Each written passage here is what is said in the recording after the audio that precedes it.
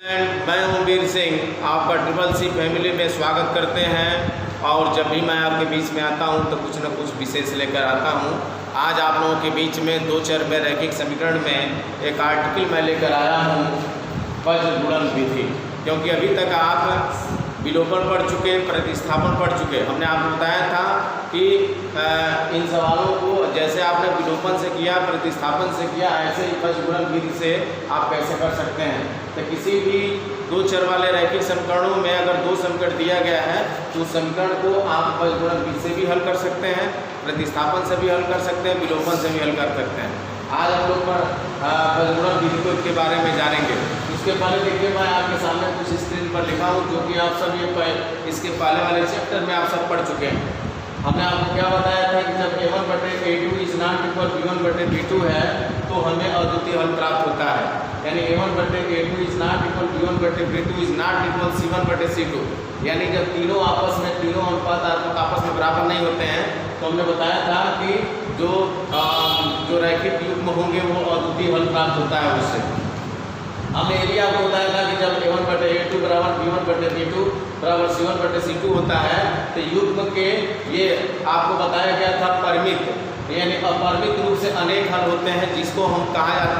हमने आपको बताया था कि जब अनुपात ये बराबर होते हैं तो इसका मतलब ये होता है कि दोनों रेखाएं एक दूसरे के संपाती होते हैं, एक दूसरे पर आश्रित होते हैं। तो संपाती होते हैं उस कंडीशन में अपरिमित रूप से अनेक हल होते हैं।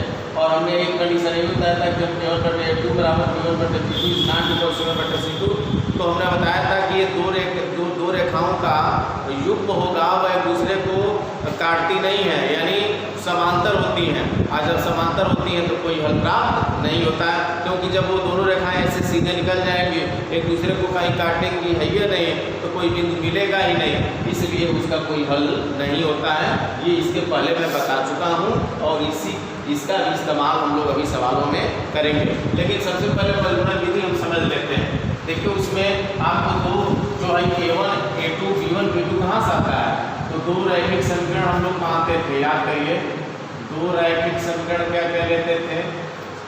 दो रैखिक समीकरण आप लेते थे a1x धन b1y धन c1 बराबर 0, और एक को ले लिया जाता था दूसरा a2x धन b2y धन c2 बराबर किसके? 0। तो ये दो रैखिक समीकरण हम लोग लेते थे और इन दोनों समीकरणों को हम क्या करते थे? हल करते थे। इन्हीं की सहायता से हम लोग ये तुलना भी करते थे, यानी पहले समीकरण की तुलना पहले समीकरण से करते थे और दूसरा जो समीकरण दिया जाता है उसकी तुलना a2x धन b2y धन c2 से करते थे। उसके बाद तब हम लोग ये अनुपात निकालते थे, ठीक है। तो अभी उसको हम निकालेंगे, लेकिन इसके पहले देखिए वज्र गुणन विधि में आरटी समझते हैं। देखिए, अगर दो रैखिक समीकरण अगर हम मान लें क्या है, एक है a1x धन b1y धन c1 बराबर क्या हो 0, ये एक समीकरण नंबर 1 बना दीजिए। दूसरा रैखिक समीकरण क्या होता है? a2x धन b2y धन c2 बराबर किसके?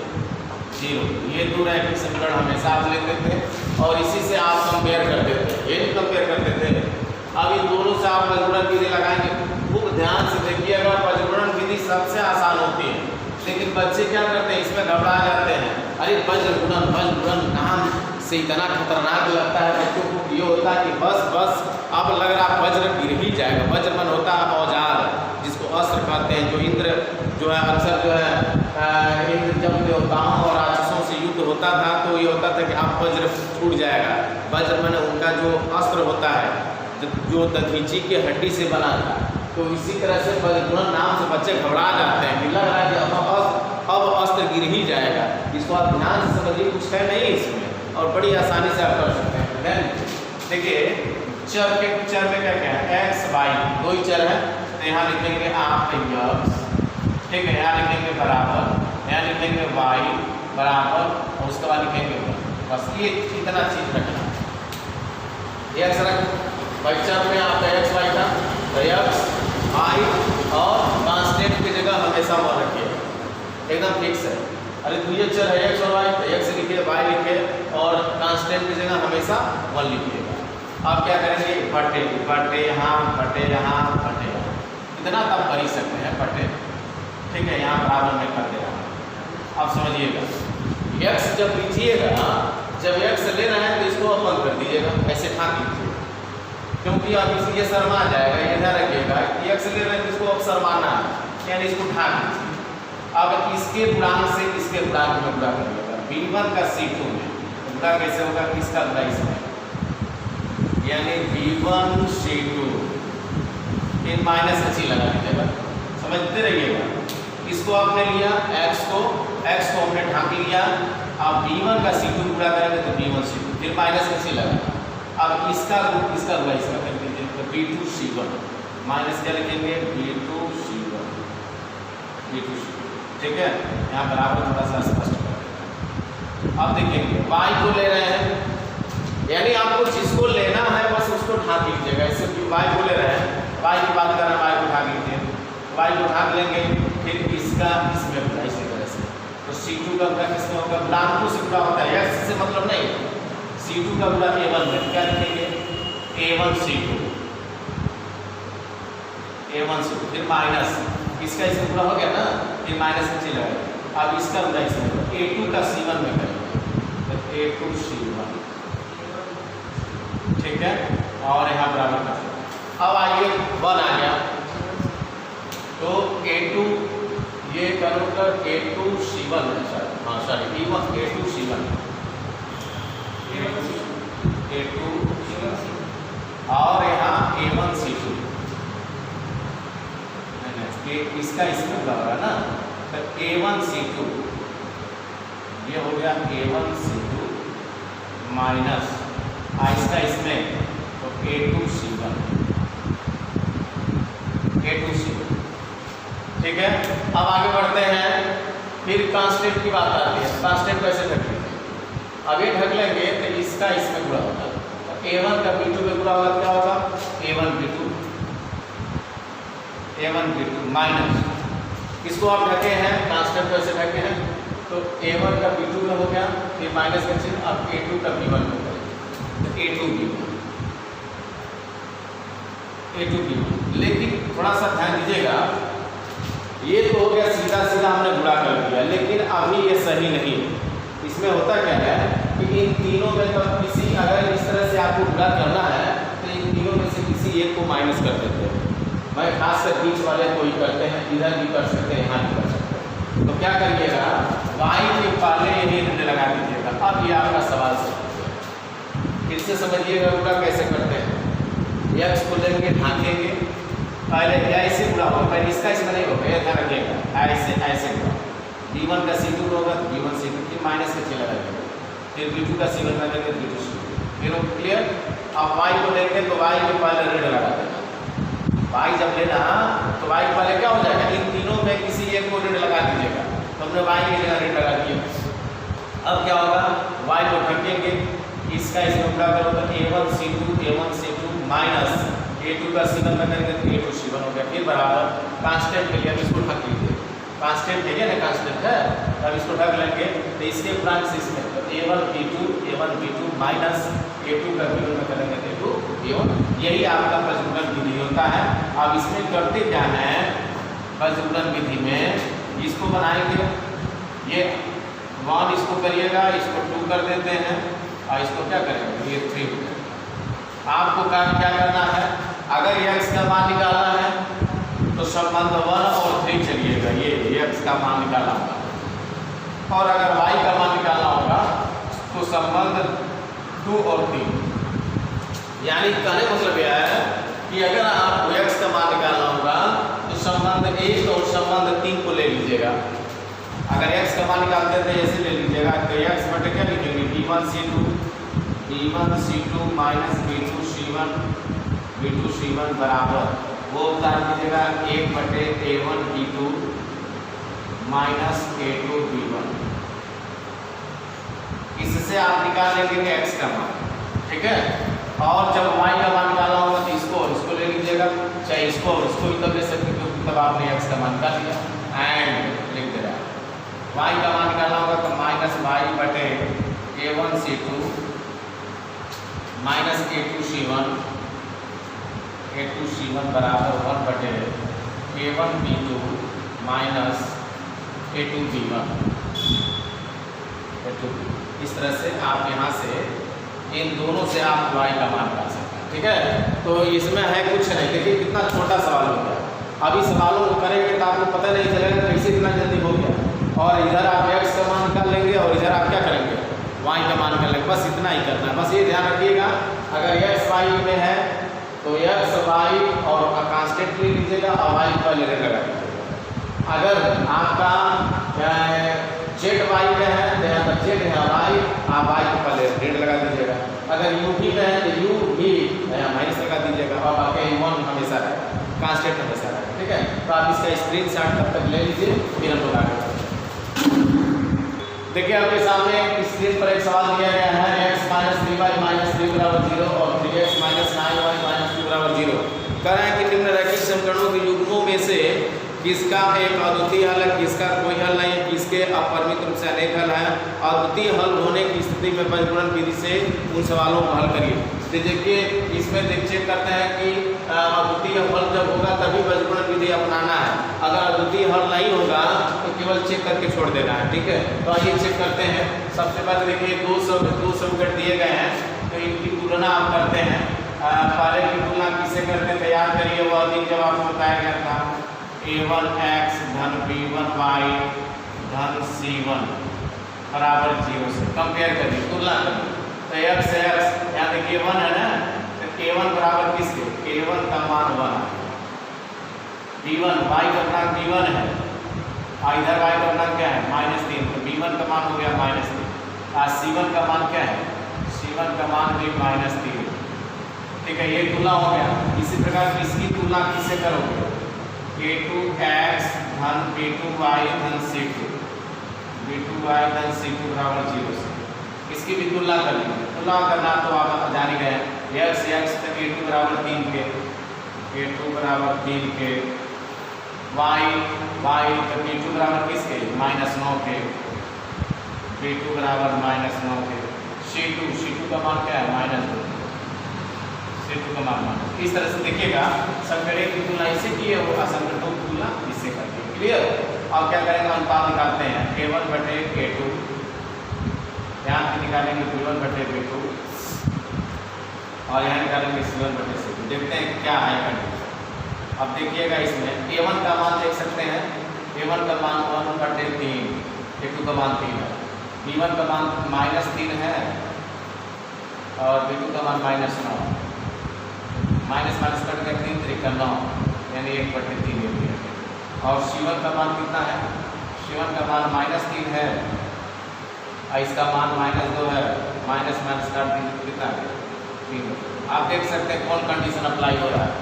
इसमें दिख रहा होगा कि a1 बटे a2 और b1 बटे b2 का अनुपात बराबर है, लेकिन c1 बटे c2 बराबर नहीं है। इसका मतलब क्या है, a1 बटे a2 बराबर b1 बटे b2, a1 बटे a2 बराबर b1 बटे b2 is not equal c1 बटे c2।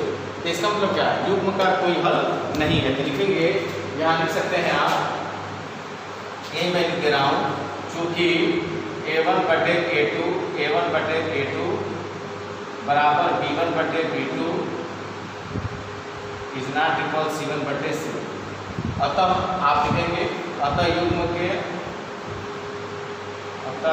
का कोई हल नहीं है, युग्म का कोई हल नहीं।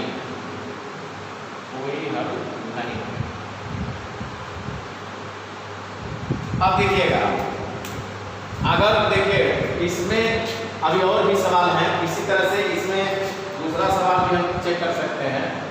दूसरा दिया है कि 2x धन y बराबर 5, 2x धन y बराबर 5 दिया है।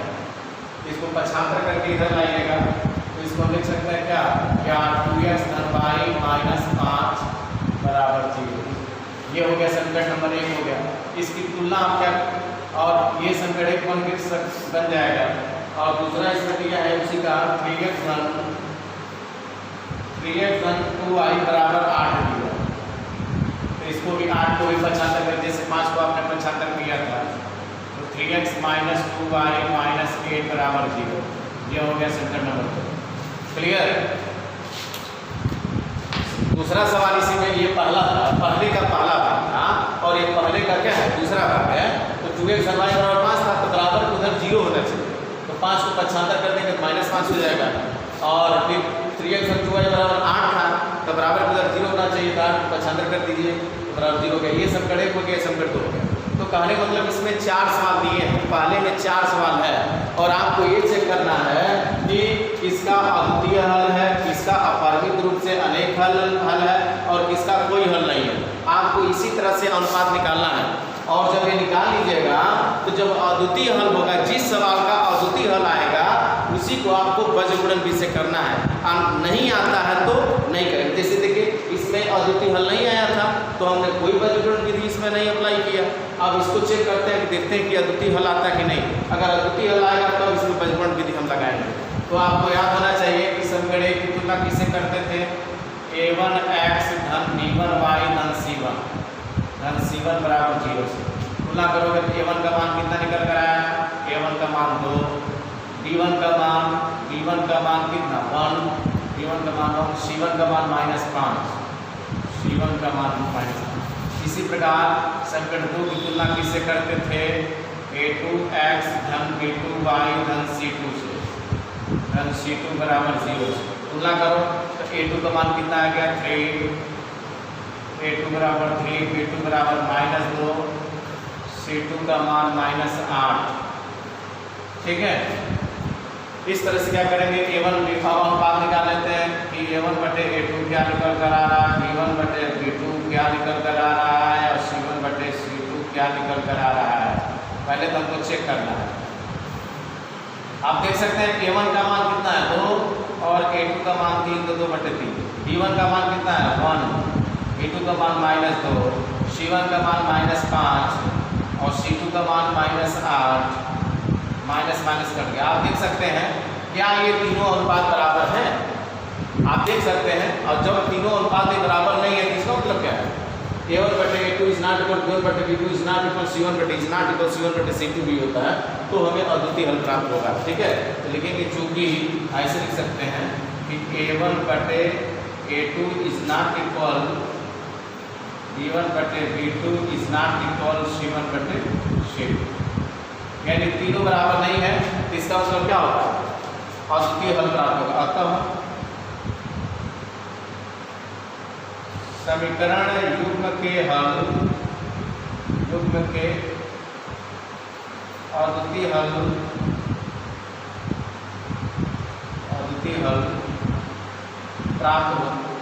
हल होगा। अब देखिएगा मिल गया अद्वितीय हल। अब इन दोनों समीकरणों को 1 और 2 को हम वज्रगुणन विधि लगाएंगे। अगर अद्वितीय हल नहीं प्राप्त होता तो हम वज्रगुणन नहीं लगाते। जैसे इसमें अद्वितीय हल नहीं मिल रहा था, अद्वितीय हल नहीं मिला है तो इसका मतलब हमने वज्रगुणन इसमें नहीं लगाया, लेकिन इसमें अद्वितीय हल हमको मिल गया है तो अब हम समीकरण 1 और 2 को क्या करेंगे, वज्रगुणन विधि से लगाएंगे। तब तक आप इसको क्या करिए, आप इसका स्क्रीनशॉट लीजिए, फिर हम लोग आगे बढ़ते हैं।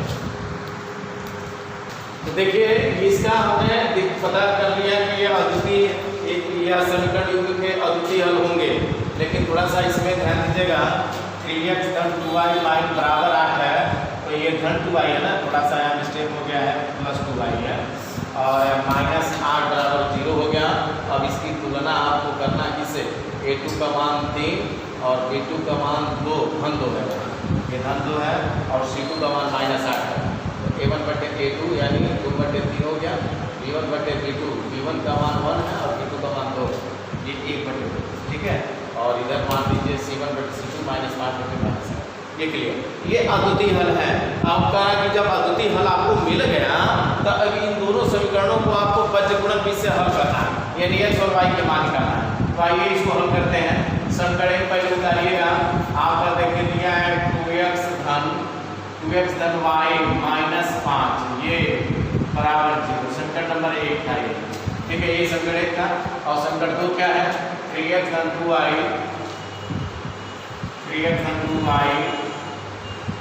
-8 बराबर 0, ये समीकरण 2 था। ये आपके सामने है स्क्रीन पर, देखिए समीकरण 1 का मान हमने यहाँ से उतारा, 2x धन y -5 बराबर 0 और 3x धन 2y -7 बराबर 0। अब इन दोनों को हमको वज्रगुणन विधि से हल करना है। देखिए कितने छोटे हो जाएगा, वज्रगुणन विधि। वज्रगुणन विधि से इसको आपको हल करना है। तो आपको हमने बताया था, सबसे पहले देखिएगा ये चर में, दो चर में है, तो आप लिखेंगे यहाँ x, यहाँ y और यहाँ क्या होगा 1, ठीक है। अब क्या करेंगे घटे घटे घटे और y के ऊपर क्या लगाइएगा माइनस, क्लियर। अब x को जब ले रहे हैं, जब x को लेंगे तो x शर्मा गया, और जब शर्मा गया तो इसको ढांक लीजिए। अब इनका गुणा यहाँ ब्रेक में क्या दिया, कुछ नहीं है, क्या है 1, तो -8 का 1 में गुणा होगा, तो -8 है तो -8, यानी ऐसे लिख देंगे -8 गुणे 1, ठीक है। और फिर माइनस से लगाते हैं। अब इसका इसमें गुणा, तो 2 का गुणा किसमें करोगे -5 में, तो 2 गुणे हो जाएगा -5। ये क्लियर हो गया।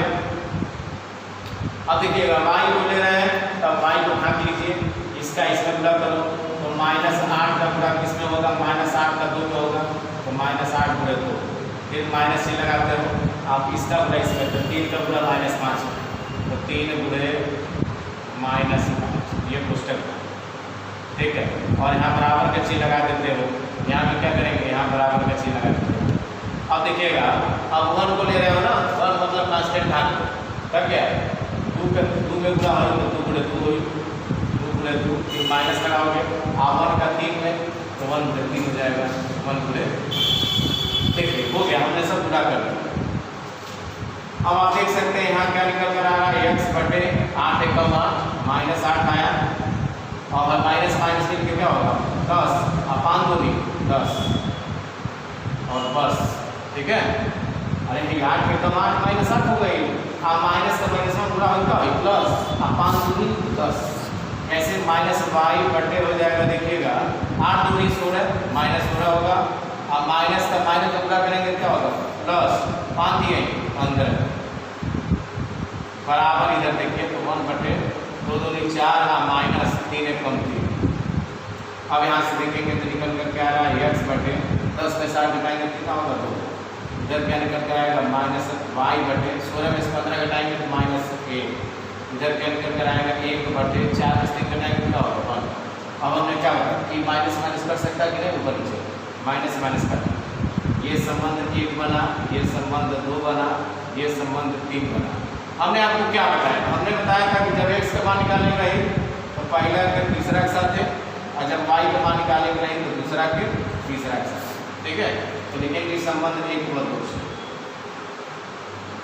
संबंध 1 व 2 से, देखिएगा संबंध 1 व 2 से, संबंध 1 क्या है x बटे 2, संबंध 1 व 3 से, सॉरी 1 व 3 से, और इधर क्या है 1 बटे 1, कहीं चिप कर करिए इसका इसमें इसका इसमें, तो x एकम x और 2 एकम ये x का मान, ठीक है।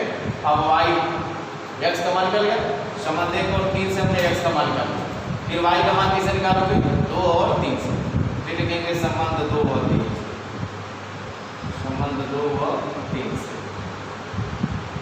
2 और 3 से क्या लिखेंगे y बटे 1 बराबर 1 बटे 1, कहीं चिपका करिए इसका इसमें इसमें, y बराबर किस, देखिए कितना आसानी से, न कहीं विलोपन लगाए न ही प्रतिस्थापन लगाए, बल्कि एक नई विधि हमने इजाद किया हो, कौन सी विधि है, वज्रगुणन विधि। और मुझे उम्मीद है कि आपको आर्टिकल के तरह ही हमने इसको बताया और आपको कहीं समझने में दिक्कत नहीं हुई। देखिए आपके सामने पहले में 4 भाग दिया था, 2 सवाल हमने कर दिया, और ये आपका तीसरा है पहले का, और ये चौथा है, तो तीसरा आपको होमवर्क दे रहे हैं, चौथा मैं कर दे रहा हूँ, या HW मैं लिख दे रहा हूँ HW। थोड़ा सा आप इसमें ध्यान दीजिएगा तीसरे में कि बराबर के उधर 20 है ना, हमने आपको बताया बार बार कि बराबर के उधर 0 होना चाहिए, तो 20 को 75 कर दीजिएगा, अर्थात मान आ जाएगा 3x - 5y - 20 बराबर किसके 0 के, और इसकी तुलना आप a1x धन b1 y धन c1 बराबर 0 कर दीजिएगा। इसी प्रकार इसको देखिए 6x - 10y बराबर 40 का 75 कर दीजिएगा, 6x - 10y - 40 बराबर 0, इसकी तुलना किसे करेंगे a2x धन b2y धन c2 बराबर 0 से, अब तक जो है उसको a1 बटे a2 b1 बटे b2 c1 बटे c2 करिएगा। अगर अद्वितीय हल होगा तो इसको परिमाण 20 से तब हल करिएगा, नहीं हल होगा तो मत करिएगा।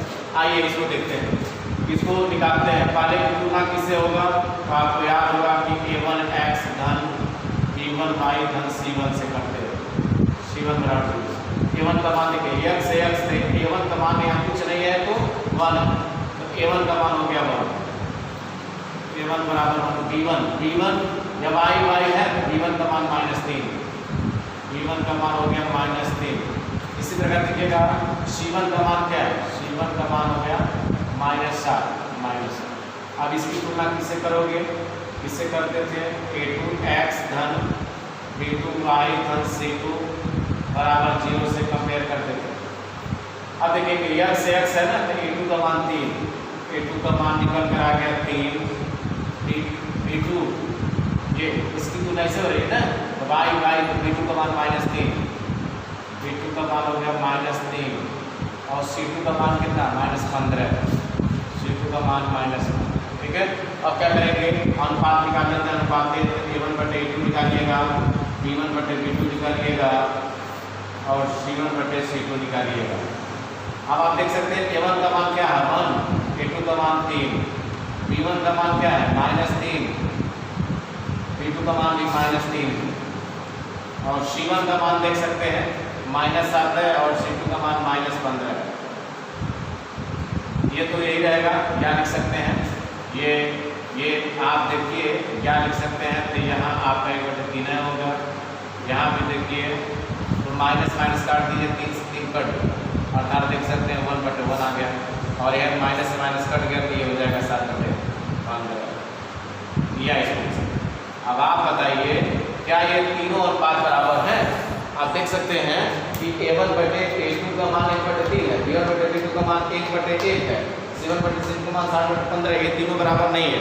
तो लिखेंगे क्योंकि A1/A2 is not equal B1/B2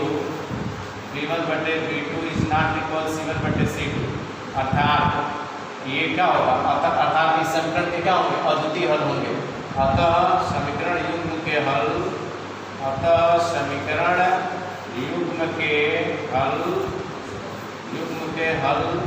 के अद्वितीय हल होंगे, और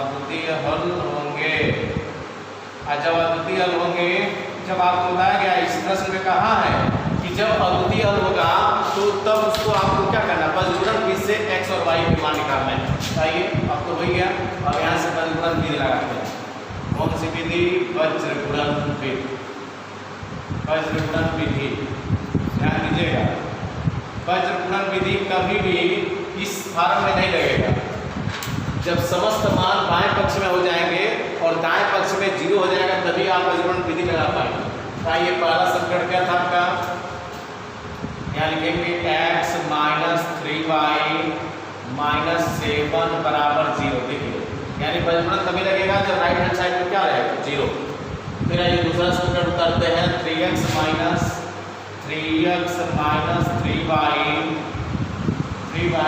15 बराबर 0। ये समीकरण 1 था, ये समीकरण 2 था। अब बजगुणन विधि से लगाएंगे तो x y में है तो यहाँ लिखेंगे x बराबर -y बराबर किसके 1। अब x बटे ध्यान दीजिए, जब x लेंगे तो x शर्मा गया, इसको ढांक लीजिए, इसका इसमें पूरा करिएगा। तो देखिए यो माइनस तो डायरेक्ट पूरा कर रहे हैं, तो 15 दिया 45, माइनस का माइनस पूरा होगा क्या होगा प्लस, उसके बाद पूरा करने के बाद तुरंत माइनस लगाते हैं। आप क्या किए, x को लिए, x को ढांक लिए, इसका इसे पूरा करोगे, यो माइनस 15 दिया 45 प्लस 45 होगा। अब पूरा करने के बाद तुरंत क्या लगाते हैं माइनस। अब इसका इसमें तो 7 और 3 यो माइनस तो 7 3 का 21 प्लस 21, तो यानी प्लस 21 का मतलब क्या होगा, ऐसे कोष्टक में 21, ठीक है। अब भाई तो चिन्ह में माइनस होता ही है ना। अब देखिएगा y को ले रहे हैं तो y शर्मा आ गया, y को ढांक लीजिए, -15 का 1 यहाँ गुणे के रूप में 1 है, तो -15 का 1 में करोगे क्या होगा -15, यहाँ लिखेंगे -15। फिर माइनस तो सूत्र में होता ही है, y को ढक के इसका इसमें होगा 1 था, 1 का -15 -15, आप -7 का इसमें करो, 7 का 21, तो -21 आएगा और यहाँ माइनस है तो यहाँ कोष्टक में लिख दीजिए -21। फिर आइए कांस्टेंट की तरफ बढ़ते हैं और कांस्टेंट में कांस्टेंट को ढकिए। कांस्टेंट क्या था इसमें, ये कांस्टेंट का ढकिए, इसका इसमें तो -3 तो 1 में पूरा करो, यहाँ 1 लिख दे रहे हैं, तो -3 तो 1 में करोगे तो -3 और फिर माइनस तो सूत्र में होता है, रखे हो इसका इसमें पूरा, अब इसका इसमें, तो 3 तरीका 9 -9 क्वेश्चन लिख देंगे -9, ठीक है। अब देख सकते हैं तो x बटे और ये 45 - 21 बराबर -y बटे -15 है, और माइनस का माइनस उल्टा होगा, क्या होगा प्लस 21 बराबर 1 बटे -3 और माइनस मिल के +9। अब देखिए तो x बटे 5 में से 1 घटाएंगे 4, 2 में से 1 24 हो जाएगा, -y बटे और 21 में से अगर 15 घटा दीजिए 6 हो जाएगा, और इधर हो जाएगा 1 बटे 9 में से 3 घटाइए तो 6 हो जाएगा। अब आप देख सकते हैं 3 संबंध मिलेगा, 1 2 और क्या होगा 3। हमने आपको बताया था कि जब x का मान निकालना होगा तो पहले को तीसरे के साथ, और जब y का मान निकालना होगा तो दूसरे को तीसरे के साथ। आइए संबंध 1 व 3 से, संबंध 1 व 3 से 1 का मान है x बटे 24 और 3 का मान है 1 बटे 6, 6 चौको कर गया, 6 चौको 24। अब यहाँ मिला 1, तो 1 का x में करेंगे तो x, और 4 का 1 में करेंगे क्या होगा 4, तो x का मान कर लेंगे 4। संबंध 1 व 3 से, इसी प्रकार संबंध 2 व 3 से, संबंध 2 व 3 से, तो 2 व 3 से देख सकते हैं -y बटे 6 बराबर 1 बटे 6, 6 से 6 काट दीजिए, -y बराबर 1 के, या माइनस का दोनों फंक्शन पूरा करिएगा y बराबर माइनस। इस तरह से आपने x और y के मान निकाल दिए, ठीक है। तो बस गुणा नहीं होता है, और 2-3 सवाल आपको बता दिया गया। ये ध्यान रखिएगा जब भी x लीजिएगा तो x को उठा के इसका इसमें गुणा, तो -15 -3 तो 15 3 45 फिर माइनस तो सूत्र में होता ही है, फिर इसका इसमें गुणा, तो 7 तरीका का इस माइनस प्लस 21 से कोष्टक लिख दीजिएगा। फिर y करेंगे तो y प्लस दीजिएगा, -15 को 1 में करेंगे -15, फिर माइनस सूत्र में होता है। अब इसका इसमें 7 तरीका का इस -21 तो -21 i माइनस तो सूत्र वाला है, फिर 1 बटे और कांस्टेंट लगे ढाल दीजिए, 3 एक -3 था, फिर माइनस सूत्र में होता है, और फिर 3 तरीका 9 तो -9 यहाँ आ जाएगा। अब ये x बटे 45 - 21 -y बटे -15 था, और माइनस फिर के +21 हो गया बराबर 1 बटे -3 और माइनस फिर के +9। अब ये x बटे 24 क्योंकि 45 में से घटाएंगे 24, y बटे 6 क्योंकि 21 में से 15 घटाएंगे 6 होता है, और 1 और 2 ले लीजिए संबंध, x बटे 24 बराबर 1 बटे x बटे 24 बराबर 1 बटे 6, तो 6 चौको 24, तो और यहाँ 1 मिला ना, तो 1 का इसमें और 1 का इसमें, तो 1 का x में करेंगे तो x और 1 का 4 में करेंगे 4। संबंध 2 और 3 से -y बटे 6 बराबर 1 बटे 6 से 6 काट दीजिए, तो -y बराबर किसके आ गया 1 के, या माइनस को उठा इधर भेज दीजिए, y बराबर किसके 1 के। तो हमें उम्मीद है कि वज्रगुणन में जो भी सवाल आपको बताया गया है कहीं किसी प्रकार की आपको दिक्कत नहीं हुई होगी। अगर कोई दिक्कत होता है तो कमेंट्स बॉक्स में जरूर लिखिए, और हमें ये विश्वास है कि जो आपको बताया गया हमको पूर्ण रूप से समझ में आया होगा। अब इसका स्क्रीनशॉट ले सकते हैं।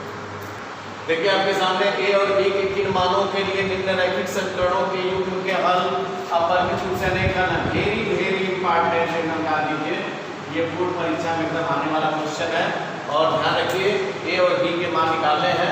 किन मानों के लिए समीकरण युग्म के अपरिमित रूप से अनेक हलों के, तो आपके सामने स्क्रीन पर देखिए 2x और 3y बराबर 7 है, और एक समीकरण आपका दिया कि a माइनस b x और a धन b y बराबर 3a धन b माइनस 2।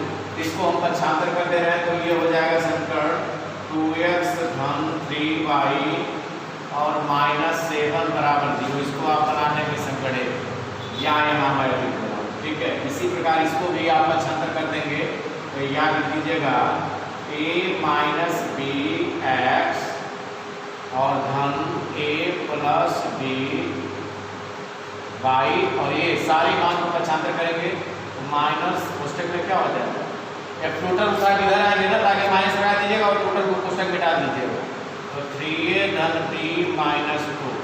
क्लियर? अब बराबर किसके? 0। ये हो गया आपका मान। अब आप क्या करेंगे? इनकी तुलना करेंगे, यानी संकरे की तुलना याद करिए किससे करते थे? a1x धन b1y धन c1 बराबर 0 से। तुलना करोगे तो a1 का मान 2, a1 का मान 2 हो गया। इसी प्रकार देखेंगे a1 का मान 2, b1 का मान 3 हो गया, b1 का मान 3 हो गया, c1 का मान माइनस है, c1 का मान माइनस है। ठीक है? इसी प्रकार लिखते रहे। इसी प्रकार ध्यान दीजिए, संकरे की तुलना आप किए हो a1x और b1y धन c1 से। तो a1 का मान निकल कर आया 2, b1 का मान निकल कर आया 3 और c1 का मान निकल कर आया -8। इसी प्रकार a2 का मान डायरेक्ट लिख रहे हैं, a2 का मान ये हो जाएगा, b2 का मान ये होगा, c2 का मान ये हो जाएगा। ठीक है? तो a2 का मान आपका निकल कर आएगा a2 बराबर कोष्टक में क्या? a minus b। इसी प्रकार देखिए b2 का मान क्या है? b2 बराबर a प्लस b और c2 का मान ये टोटल हो जाएगा, तो c2 बराबर हो जाएगा माइनस कोष्टक में 3a धन b माइनस 2। ठीक है? अब देखिएगा ये कह रहा है कि अपरिमित रूप से अनेक हल हैं। आप बताइए, जब अपरिमित रूप से अनेक हल होते हैं तो a1 बटे a2 और b1 बटे b2 और c1 बटे c2 आपस में क्या होते हैं? बराबर होते हैं। तो लिखेंगे क्योंकि समीकरण युग्म के हल, क्योंकि समीकरण युग्म के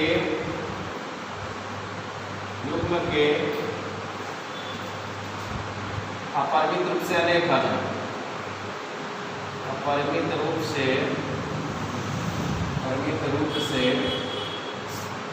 अनेक हल हैं। जब अनेक हल हैं तो इसलिए लिखेंगे a1 बटे a2 बराबर b1 बटे b2 बराबर c1 बटे c2। अब आप देख सकते हैं a1 बटे a2, a1 का मान आपके सामने 2 है और a2 का मान a माइनस b है, तो लिख सकते हैं 2 बटे a माइनस b बराबर, देखिए a1 का मान 2 है, a2 का मान a माइनस b का, b1 का मान 3 है, b2 का मान a प्लस b, तो 3 बटे a प्लस b, 3 बटे हो जाएगा a प्लस b बराबर c1 का मान आप देख सकते हैं, c1 का मान -7 है और c2 का मान a माइनस में, तो -7 बटे माइनस उसके में 3a धन b माइनस 2, 3a धन b माइनस 2 है। ठीक है? अब ये देखिए ये माइनस माइनस हम काट दे रहे हैं, ये संबंध 1 बना, ये संबंध 2 बना, ये संबंध 3 बना। आप बताइए किससे किसके साथ चलते थे? पहले को तीसरे के साथ और दूसरे को तीसरे के साथ। इस तरह से आप चलिए देखते हैं क्या आता है, या इन दोनों को भी लेकर चल सकते हैं, इन दोनों को भी लेकर चल सकते हैं, लेकिन पहले का तीसरे के साथ देखिए।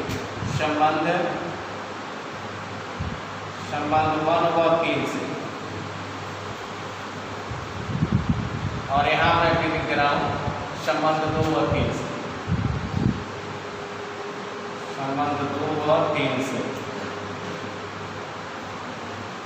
तो आइए संबंध 1 और 3 को देखते हैं। तो 2 बटे क्या है? a माइनस b है और इधर क्या था? 7 बटे कोष्टक में 3a plus b minus 2।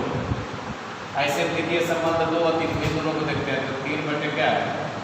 a plus b है बराबर, इधर क्या होगा? 7 बटे 3a प्लस b माइनस 2। अब क्या करना है इसमें? कुछ नहीं करिए, बस क्रिया पूरा कर लीजिए। पूरा करिए, 7 एकम 7, 7a, 7 का इसमें पूरा करोगे -7b बराबर 2 का 3 में करोगे तो 3 6a, 2 का इसमें करेंगे तो 2b, आप 2 का इसमें करोगे तो -4। ठीक है? अब इसको क्या करिए, 2 का इसमें करके 2 6, 2 का इसमें 2b, 2 का इसमें करके 2 4। देखिए 6a को 75 करें तो 7a में से 6a घट जाएगा, क्या बचेगा? 8a बचा। अच्छा, -7b है और धन 2b इधर आएगा, क्या होगा? -2b, तो -7b और -2b मिलकर -9b, क्या होगा? -9b बराबर उधर क्या बचा? -4। इसको आप बना लीजिए, ये समीकरण 1 ये समीकरण 2 था ना, इसको बना लेते हैं समीकरण नंबर 3। इसी प्रकार इधर आइए तो यहाँ भी पूरा करते हैं।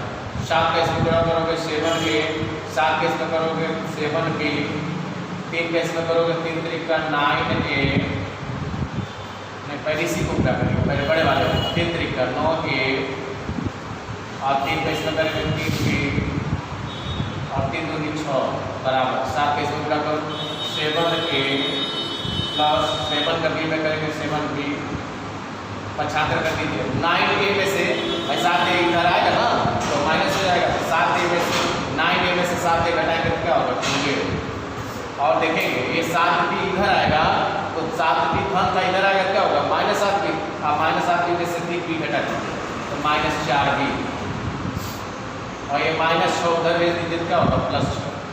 आप इसमें क्या कर सकते हैं 2 से, चाहे तो आप काट सकते हैं 2 से, या लिख सकते हैं 2 से सब में भाग कर दो, तो a - 2b बराबर कितना 3, ये बना लीजिए समीकरण नंबर 4।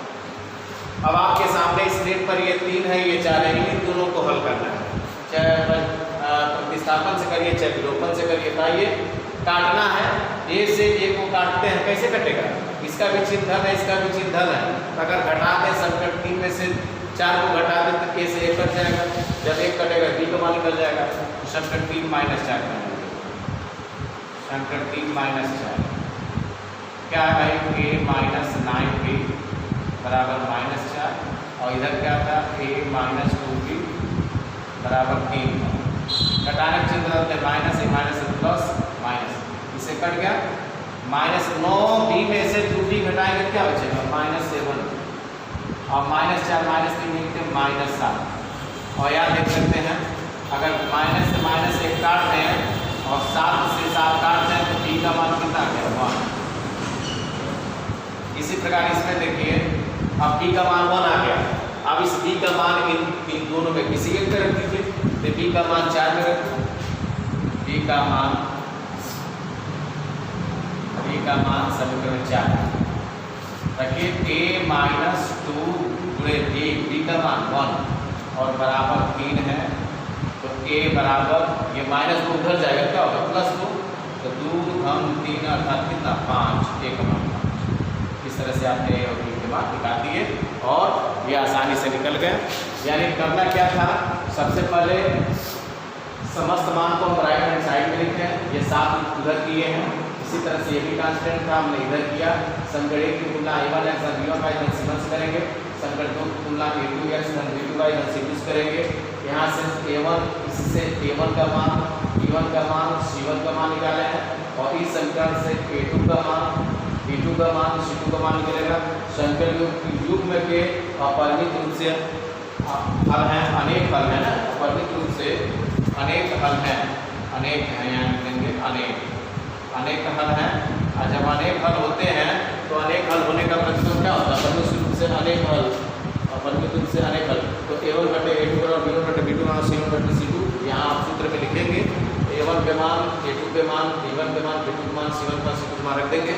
संबंध 1 और 3 से यहाँ आपके सामने है, 2 और 3 से यहाँ है, इससे आप बनाएंगे जब 1 और 3 को हल करेंगे तो एक समीकरण बनेगा 3, जब 2 और 3 को हल करेंगे समीकरण बनेगा 4, और इनको आप विलोपन से क्या करिएगा खत्म कर दीजिएगा, विलोपन आप जान ही रहे हैं, तो विलोपन से काटने मतलब इसमें से समीकरण 3 में से 4 को हटाएंगे, चिन्ह बदल जाएगा, -1 कट गया, जो बच रहा है -9 नीचे से घटाएंगे -7 पे b, ये भी -4 -3 कट के -7 -1 कट के 7 से 7 कट के b का मान 1, इस b का मान किसी एक समीकरण में रख दीजिए, तो a का मान निकल गया है, a और b का मान हमने समीकरण नंबर 4 में रखा है, समीकरण 4 आपके सामने है देखिए। तो इस तरह से इन सवालों को करते हैं, और हमें उम्मीद है कि आपको इस सवाल को समझने में किसी प्रकार की दिक्कत नहीं हुई होगी, और ये बोर्ड परीक्षा में अच्छे नंबरों में आने वाले क्वेश्चन हैं, इसलिए आप इसको विशेष रूप से जो है नोट करिएगा, और नोट करते समय जो है आपको किसी प्रकार लिखावट, देखिए बोर्ड परीक्षा में लिखावट भी आपका स्पष्ट होना चाहिए, तो साफ साफ लिखने का प्रयास करिएगा, और हमें उम्मीद है कि जरूर इस साल ये बोर्ड परीक्षा में आ सकता है। और फिर हम लोग अगले टर्म पर मिलते हैं, और अगर वीडियो आपको पसंद आ रहा है तो लाइक्स जरूर करें, साथ ही साथ कमेंट्स करें, और अधिक से अधिक इसको शेयर करिए, जिससे